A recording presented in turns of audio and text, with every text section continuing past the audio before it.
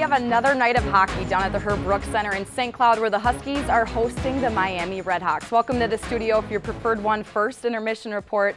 I'm your host, Katie Emmer. Redhawks and Huskies at zeros after the first period. And we're going to take a look back at the highlights starting right away. The Huskies hopping back out on the ice tonight after winning their 5th Friday game in a row against the Redhawks last night. They're looking for the sweep.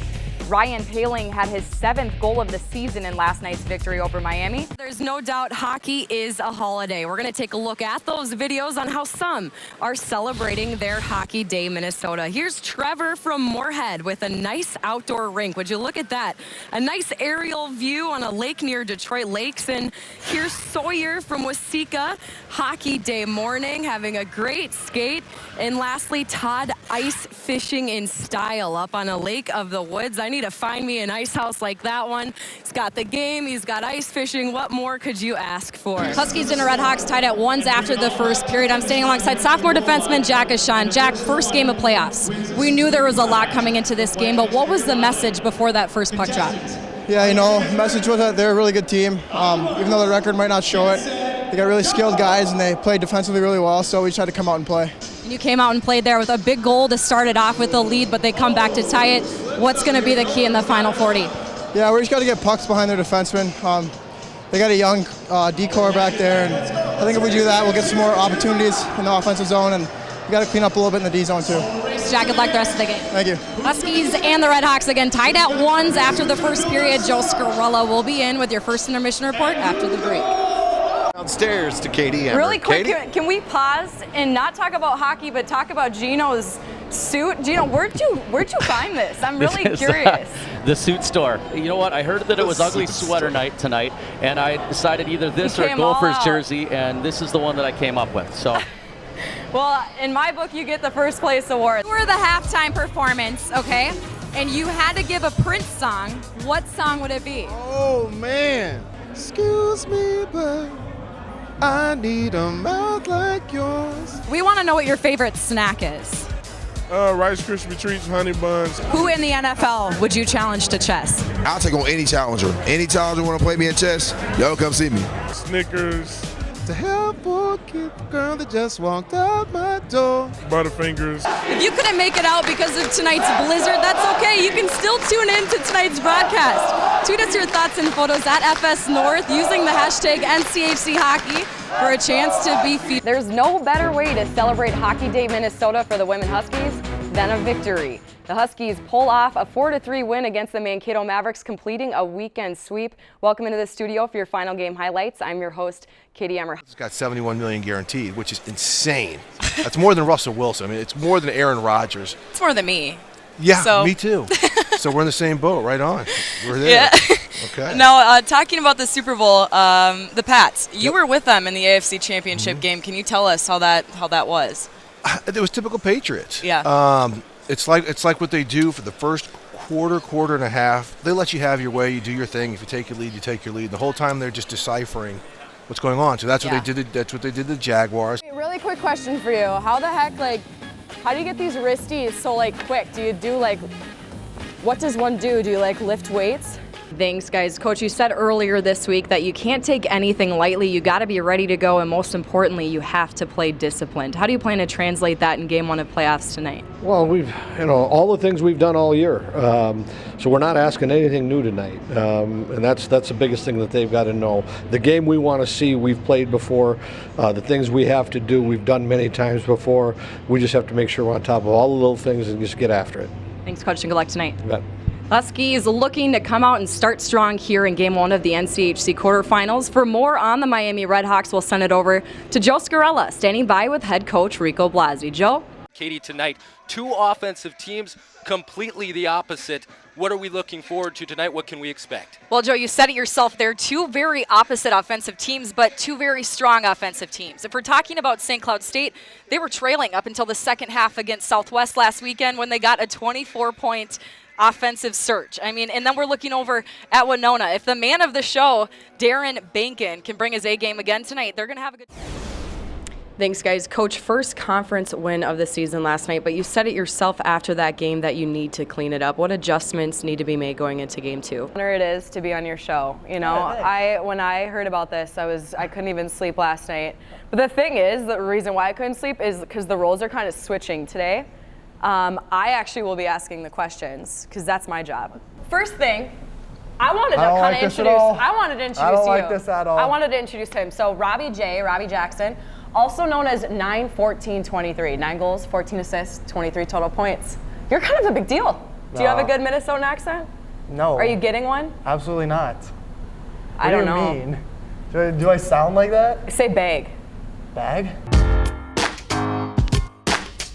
Oh, yeah, you're definitely from. Welcome back to the Brooks Center. As most of you know, junior defenseman Will Borgen will represent Team USA in the Winter Games later next week in South Korea. Tonight is his last game on the ice with the Cardinal in black before he leaves this Wednesday morning.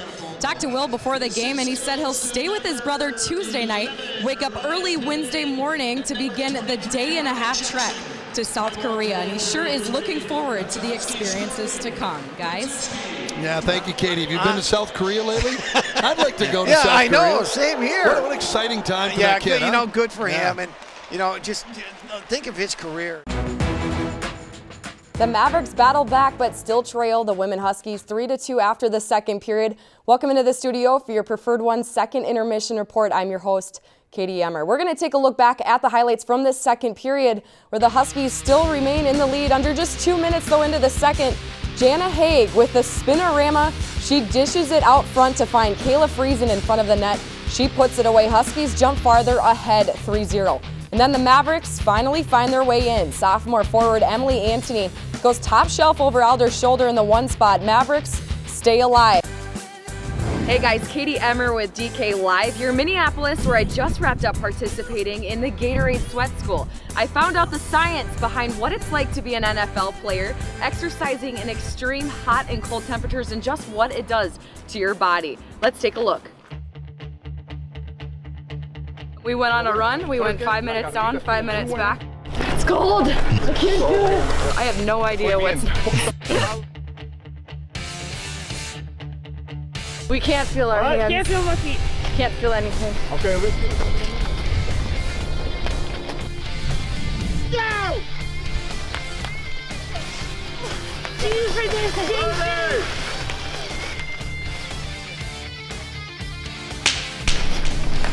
I didn't hold my fingers in my gloves because the hands are so cold. How are you feeling? I feel like Aaron Rodgers at Lambeau Field. I feel phenomenal. Welcome to DK Live. We're here at Mall of America at Media Row. I'm Katie Emmer alongside Zach Parise of the Minnesota Wild. And Zach, it wasn't too big of a trip for you to attend some of these Super Bowl events this week, was it? No, it's about a 10-minute car drive, so it's pretty good. It's awesome for us in the state and Minneapolis and St. Paul to be having this here. It's a cool event. And let's talk a little bit about hockey. Big shootout game winner against Columbus a couple nights ago. You're having a major comeback to the ice after battling a back injury in late October. What was the rehabilitation process like for you? It was long, and it was pretty tedious. Great results, and I have a question for you, Nick. Sure. Can you dunk? On the Fisher-Price hoop, yes, but with the trampoline, maybe. Okay, well, I can't either. It's been a dream of mine. Maybe if I had the right shoes on. But speaking of some people that can dunk, the men's basketball team. Coming up after the break, we're going to dunk into the results from both the men's and women's basketball teams. It was a lot of fun, and exciting could be an understatement after that shootout game winner from Kayla Friesen. She put the Huskies on the map. 2 goals from her yesterday. Coach Root even said she's a big major contributor on offense. And another major contributor for the success this season, Hannah Paluzny. She's only a freshman, and she's been holding this team together so far in the second half of the year. Our keys to the game are brought to us by Subaru, the safest cars on ice. And in this one, for the Gophers on the road, they've got to figure out how to finish games. Exactly. Gophers have allowed 27 goals in the third period this year. 2 of those goals in yesterday's third period. They need to finish strong to take that win today. Transfer student Nicole Schammel has been outstanding for this team. This girl is good at hockey. The redshirt junior, she again transferred from Mankato in 2015, and this year, 14 goals and 12 assists. She's second on the team for offense. For St. Cloud State, Coach Root told us a little while ago, hey, we just got to keep riding this. Exactly, riding that wave is exactly what they want to do. They've come close with all teams in the last week. Wisconsin last Sunday, and they even tied Duluth on Wednesday. Coach, your defense stepping up, 7 shots for Miami in this second period. What was that message after the first? We played well in the first, too. We gave up 2 goals on 3 shots. I like the way we're playing. We're just in a battle. Thanks, Coach. Guys, Joe, that play that they hadn't seen is exactly right. Spoke with Robbie Jackson and Kevin Fitzgerald after that series out in Denver, and they said the defensive pressure was something they hadn't faced yet this season. After speaking with Coach pre-game just moments ago, he did say that he wasn't happy with their power play. Their power play still continues to rank 8th in the nation, and it was a crucial part of their first 7 wins of this season. So in order to have a successful outing, Coach did mention that the power play was something they adjusted this weekend to hopefully come into effect for a sweep at home. Welcome back to the Brooks Center. I'm alongside the star of tonight's game, one of the stars of tonight's game. Ryan, a big goal from you for the game winner. Do us a favor and walk us through it. No, yeah, I mean, we were actually getting kind of hemmed in on the D zone, and Jimmy Schultz made a great play, so I mean, at the end of the day, he's been battling all weekend and all year for us. So, it was good to see him. I give him all the credit on that play. So. And Penrose Cup champions, the first time in your career. How good does this moment feel? No, it's something special. With all the fans here, they stayed. It's great to see that you can kind of give them the support that they have. So it's great for us and the fans, but we're not done yet. So I hope we can continue this forward. Thanks, Ryan, and congrats on the win. Thanks, Katie. Guys. All right, thanks. Is first. Second is James Harden with 20. No, like overall NBA history. I was saying this season. Second. This season alone, he has 34 triple doubles. LeBron's got 38. He has broken Wilt Chamberlain's record for He's most shaking his head. doubles. No, 38. We're talking about the MVP race, and Ricky Rubio shot 33 points last night. Yeah, but so where was his MVP. rebounds? How about Ricky Rubio? 5 rebounds and 10 assists. MVP of the second half. Yes. Most 5 improved. isn't a triple double. Unbelievable. Doesn't make the cut. 16 points, 10 assists per game since the All-Star break. No, anyway, I kind of want to touch on, do you think that Westbrook's motivation to just kill it this year was KD, just in your face? No. I think he'd be offended that I just put him in the same sentence. I think probably. But I don't think he's listening. I think he's fine. I think there's a little motivation, but I also believe that NBA players don't really need any motivation. Yeah, so they just got their own. They just kind of, let's go do work. He's in his own world right now. It's crazy how much better he's gotten, because last time Durant missed the whole season, the Thunder missed the playoffs. Now Westbrook's putting up triple doubles every single night. Like it's his job, and which it is. They're definitely going to make the playoffs. But Westbrook was doing that when Durant was injured. It's just they weren't winning games. He's showed that this is the type of player he can be without Durant for a couple seasons. Well, because he's realized that this is his team now. Yeah.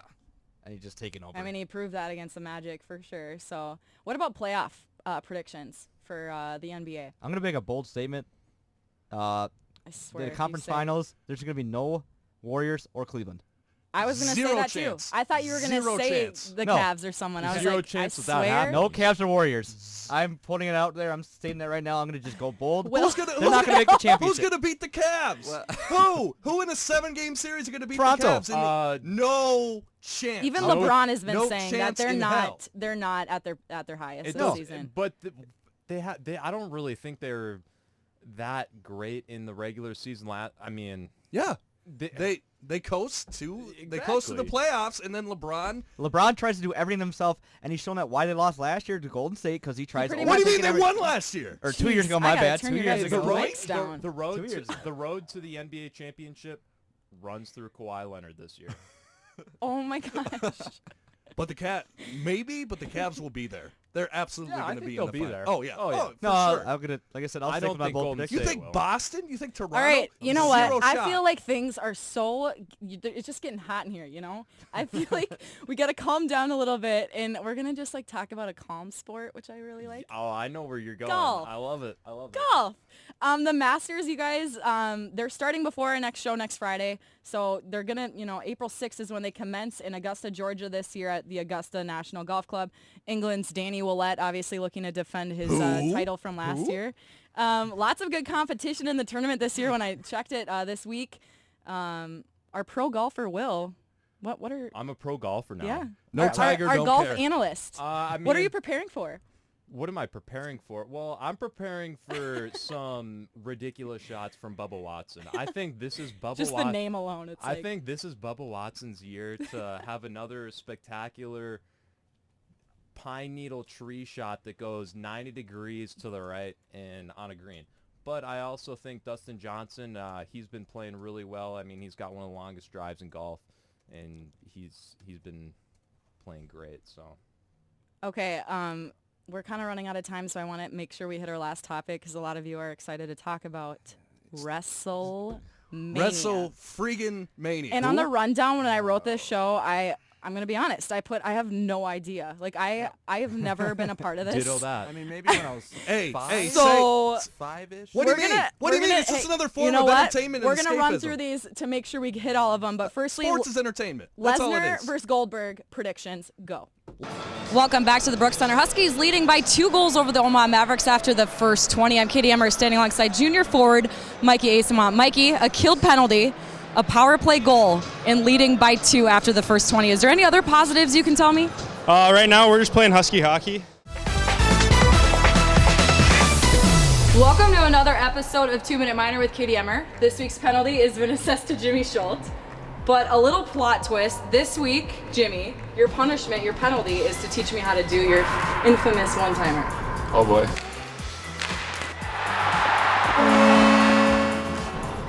This is going to be interesting. Are you ready? I'm ready. Let's do it.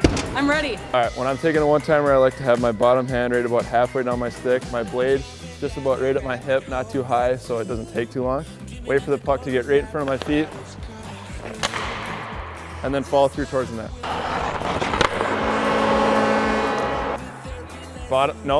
Top hand at the top. Okay. There you go. Yep, bottom hand halfway down, a little bit higher, higher. There you go. Just like that. All right, here we go. All right. That was good. You know, I'm feeling like I'm getting a little bit better. I feel some improvement. Miami capitalized. Jordy Green nets the power play goal on this one. Redhawks take the lead 1-0. Miami looking to chalk up some more. This breakaway here from Jordy Green again. He was looking to make his second, but Smith not letting anything in. And leave it to Husky freshman Ryan Paling to make some noise for the red and black.